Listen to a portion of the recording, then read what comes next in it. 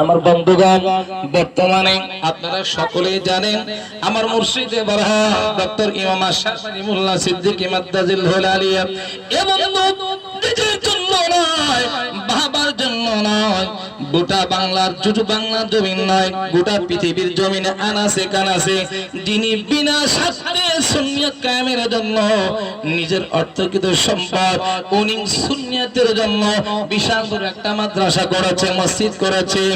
আর মুর্শিদে Barham নিজের জানের চিন্তা না করে যার দরবার থেকে গোটা বাংলাদেশে যতগুলো খানকা আছে, গোটা পৃথিবীতে এ বাবা লক্ষ লক্ষ যত ওহাবি আছে তার সাইতে সুন্নি জনতা আমার মুর্শিদ কিবলার মুরিদ আছে। কন্যা সুবহানাল্লাহ।